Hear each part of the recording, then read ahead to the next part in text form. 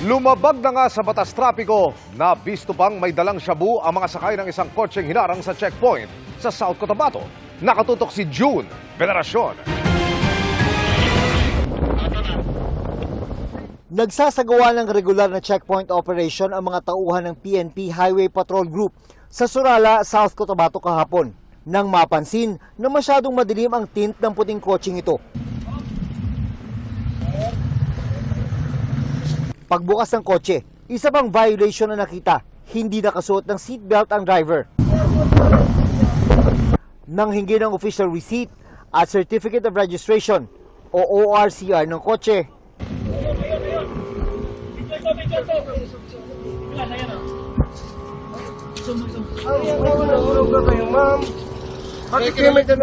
ito po ay ikukubli sana nung dalawa pong nahuli po natin at may nalaglag po. Ito pong paper bag, may nahulog po na isang sachets or jumbo na size ng sachet ng hinihinala pong shabu. nakuha sa mga sospek ang nasa 300 grams ng hinihinalang shabu na nagkakahalaga ng mahigit 2 million pesos. Inaalam pa kung saan nakuha ng mga sospek ang droga at kung saan nila ito dadalhin. Dami oh. Sir, dito sir. Kabilang sa mga reklamong isasampa sa mga sospek ang paglabag sa Comprehensive Dangerous Drugs Act. Sinusubukan pang kunan ng pahayag ang dalawa. Ongoing yung ating pong coordination with DPDEG para malaman baka sakaling mayroon silang history patungkol po dito kasi yung 300 gramo ay hindi po biro. Para sa GMA Integrated News, June Veneracion, nakatutok, 24 oras. Ilang buwan nang nahahatira ng supply ang BRP Sierra Madre nang walang panggigipit ng China. Sabi ng China, pinayagan daw kasi nitong lumapit doon ang barko ng Pilipinas.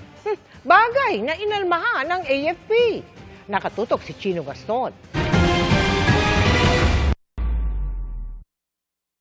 Sa video mula sa AFP, makikitang dumadaong ang supply ship na MV Lapu-Lapu sa tagiliran ng BRP Sierra Madre sa Ayungin Shoal habang isang maliit na fast craft ang nagbabantay sa gilid nito. Habang isinasagawa ang misyon, namataan ang ilang Chinese vessels pero hindi raw lumapit o nakialam ang mga ito.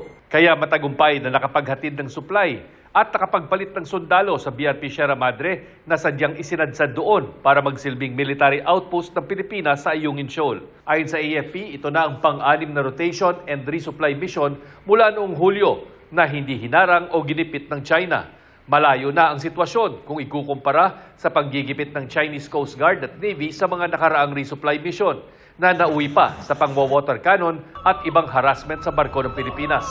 Itinuturing ng China na iligal ang pananatiling ng BRP Sierra Madre sa Ayungin at matagal na itong pinatatanggal. May provisional understanding sa pagitan ng China at Pilipinas tungkol sa resupply mission sa BRP Sierra Madre. Pero giit ng AFP, hindi kailangang humingi ng permiso ng Pilipinas sa China para magsagawa ng RORE mission. We do not need to seek permission to conduct these RORE missions. Ito pong RORE missions na to is a regular mission that we conduct in the Armed Forces of the Philippines. It includes all the other 8 features. Gayunpaman, ayon sa China Coast Guard, pinayagan daw ng China na makapaghatid ang civilian ship ng Pilipinas ng supply sa BRP Sierra Madre at sinupervise umano nila ang proseso ng resupply mission. Para sa GMA Integrated News, Chino Gaston, nakatutok, 24 oras. Nanindigan si Senate President Cheese Escudero na hindi sisimulan ang impeachment trial ni Vice President Sara Duterte habang nakabreak ang sesyon sa Kongreso. Sa gitna yan ng inilunsad na People's Impeachment Movement ng ilang grupo na layong makakalap ng 1 milyong pirma para pasimulan agad ang paglilitis. Sabi ni Escudero, walang dami ng pirma ang makakapagpaamyenda ng batas o ang makakakumbinsi sa kanya na labagin ito na mangyayari anya kung i-convene ang impeachment court habang nakarises ang Kongreso. Hindi rin anya maaring baluktutin ang batas. Hindi anya dapat sumunod sa dikta ng sinuman dahil lang sa kanilang sariling kagustuhan, pagkiling at pagmamadali sa proseso ng impeachment. Sa Hulyo pabalak simula ng paglilitis sa bise base sa inalabas na impeachment calendar ng Senado. Padami ng padami ang mga aabangan sa action-packed series ng mga batang Riles. Dagdag sa cast ang isang komedyante at isang young actress na tinutukso pa sa isa sa mga Riles boys. Makichika kay Lars Santiago. Ngayong gabi, mapapasabak sa panibagong aksyon sina Kidlat, played by Miguel Tan Felix, at Kulot na ginagampanan naman ni Kokoy De Santos. Ang kanilang panibagong misyon, iligtas ang mga kidnap victims na ginagawang organ donors ni na Dr. K. Sobrang excited ang Riles Boys dahil may bagong parating na karakter sa serye. Ang dapat abangan, resback ba o kalaban din ang role ni Paulo Contis. Pero hindi namin alam kung masama ba talaga siya o magpapanggap na masama lang, di ba? Ang isang Paulo Contis. Malay natin, nakakatawa siya. Hindi natin Hindi natin alam. O kaya, dahil magaling din sa drama si Kuya Pao, baka drama rin yung ibigay sa kanya. First time ko makatrabaho si Sir Paulo Contis. So, gusto kong abangan ko yung paano siya umeksena kasi super na starstruck po ako nung nakita ko siya sa Bubble Gang dati. Hindi lang si Paulo ang papasok sa mga batang Riles dahil makakasama rin nila ang isang sikat at magandang young actress. Dito nga raw inulan ng tukso si Rahil mula sa kanyang mga kasama. Ay, kung sino man po yan, hindi sana makatrabaho po siya ng maayos. Yan lang po. Ba't dati ba hindi maayos? Mas maayos, syempre, kasi medyo, hindi ko nga naman kilala eh, kung sino man yun. Sana. Ito mumulok oh. Namumula, ay nahulat. Mahal mo? Biglang ganun. Lars Santiago, updated sa showbiz happenings. Umabot sa 23 sasakyan ang natiketan sa Pasig matapos lumabag sa batas trapiko. Kabilang dyan ang isang police mobile na wala umanong permit na pumarada sa lugar. Nakatutok si Nico Wahe. Masikip na nga, marami pang nakaparadang tricycle sa V. Pozon Street sa Barangay Bangbang, Pasig City. Tinikitan sila ng MMDA pero hindi na binatak ang mga tricycle na dumating ang driver. Pero 3 motorsiklo ang tuluyang binatak. Mula sa tila talipa pa naman sa bangketa, kinumpiska ng MMDA ang ilang lamesa. Ang bangketa ay para sa tao pa rin po ito. Sinita rin ang sasakyang ito, nalagpas sa parking slot ang huso kaya umabot sa kalsada. Binaklas ng MMDA ang gate na pangharang dito. Dati kasi maliit lang sakyan ko. Napabili ako malaki. Sa may A. Luna Street naman may no parking sign pero hile-hilera ang nakaparada. Mayroon pang police mobile. Ang mga may-ari, mga pulis ng Internal Affairs Service ng Eastern Police District.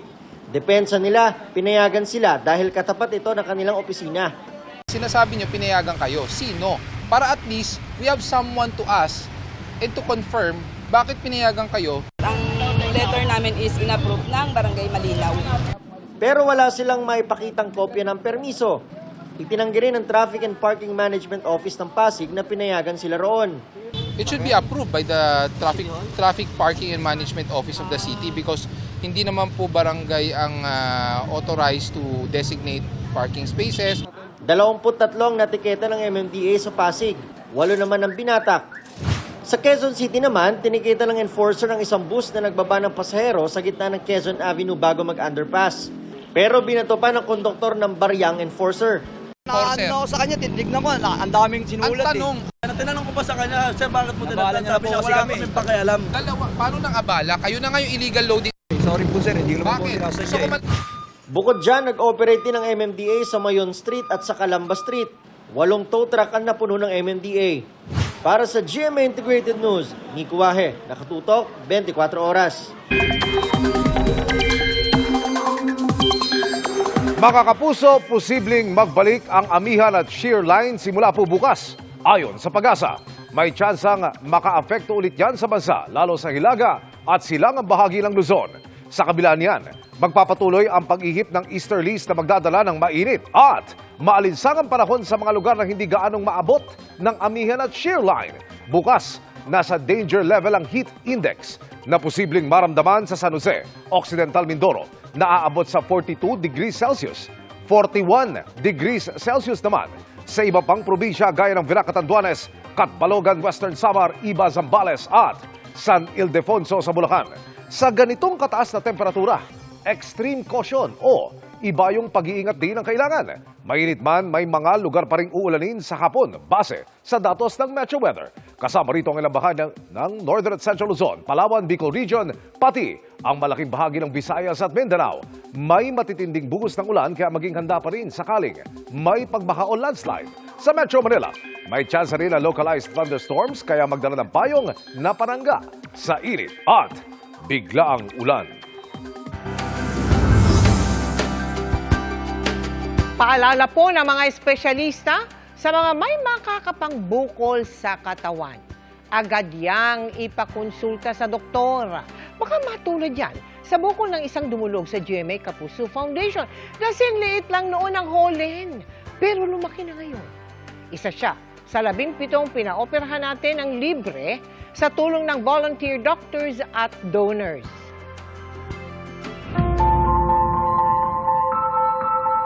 Ang bukol na sinliit lang noon ng holen sa likod ni Cesar, hindi niya inakalang magpapahirap pala sa kanyang pang-araw-araw na gawain. Pag sa humiga ka kasi, hindi ka talaga mapalagay, parang steady ka lang ganun, saka ganito. Kung magbubuhat pa ako ng mabigat, hindi na po kaya kasi sumasakit na po sa ilalim. 2010 anya nang una itong tumubo at pinaoperahan niya noong 2019. Pero makalipas lang ang isang taon, tumubo ulit ito. Mula noon, hindi na siya ulit makapagpasuri sa doktor. Mahirap kasi din po ang buhay. Lalo ng kasakit din po yung magulang ko yung time na yun. Tapos pandemic pa. Idagdag pa niya ang kakulangan niya sa pinansyal na pangangailangan. Dahil 600 piso kada araw lang ang kinikita niya bilang gas station attendant. Sa tulong ng Jose Reyes Memorial Medical Center, sa wakas, makakapagtrabaho ng maayos si Cesar para sa mga anak. Kabilang kasi siya sa 17 pasyente na may iba't ibang klaseng bukol na hindi cancer na napaoperahan sa Operation Bukol ng GMA Kapuso Foundation. Ang mga lipoma, ganglion cyst, talagang wala naman siya talagang cause o ang tawag natin doon unknown yung cause nila. Minsan may sinasabi na secondary sa trauma, kay secondary sa injury. Lipoma din, no? Pwede siyang bumalik lalo na kung hindi talaga completely na-remove yung cyst or yung tumor. Sa case natin kanina, totally natanggal naman natin yung lipoma, although medyo nakadikit na siya sa muscle. Tinry natin yung best natin na maubos lahat ng mga tumor niya. Maraming salamat po sa GMA Kapuso. Sana marami pang matulungan ng mga mahirap katulad sa akin. Sa mga nais sumuporta sa aming Operation Bukol Project, maaari magdeposito sa aming mga bank account o magpadala sa Cebuana Laurier. Pwede ring online via GCash, Shopee, Lazada at Globe Rewards. Ngayong kasado na ang rehabilitasyon sa EDSA, mga PWD naman ang nag-inspeksyon sa EDSA busway.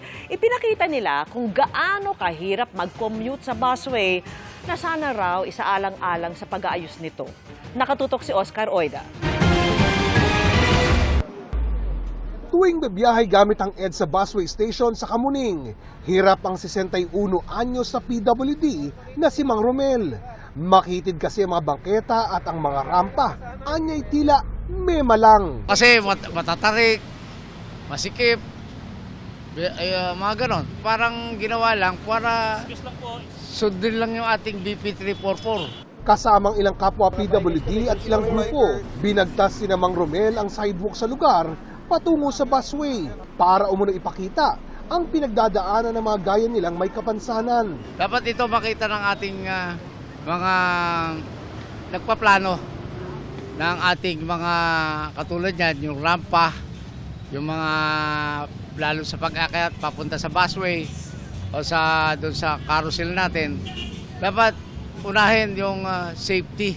Hirap silang umakyat sa footbridge na walang elevator.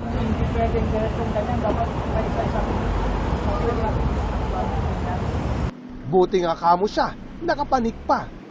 Si Mang Romel sumubok pero hindi kinaya. Madalas umaasa siya sa malasakit ng kapwa. Pag nakitang hindi ako makakakyat, tinutulungan ako, bubuhate, pero nakakatakot, dapat nakakaalam.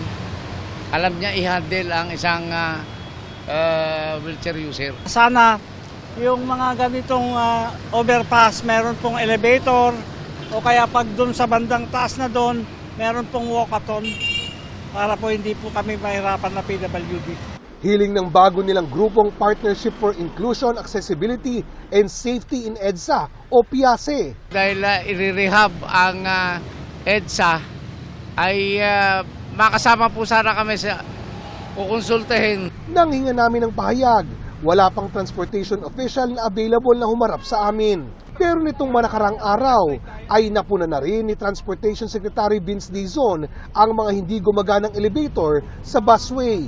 Sabi niya, pag-aaralan ng pagsasapribado ng carousel para maayos ang operasyon nito. Para sa GMA Integrated News, Oscar Oida, nakatutok, 24 oras. Mabilis na chikahan tayo para updated sa showbiz happenings. Off to Los Angeles, California si Primetime King Ding Dong Dantes para sa Manila International Film Festival. Kahit walang entry, excited si Dong dahil magpe-present daw siya ng special award sa isang very important pillar sa industriya. Looking forward din siya na makausap ang ilang Hollywood stars para sa tips at possible collab. Serve well, our best boy. Bittersweet ngayon ang feels ng Karat sa military announcement ng 17-member na si Wonu this April na nakaset ang kanyang enlistment. Ayon sa kanyang label na Pledis, umaasa sila sa love and support ng Karats.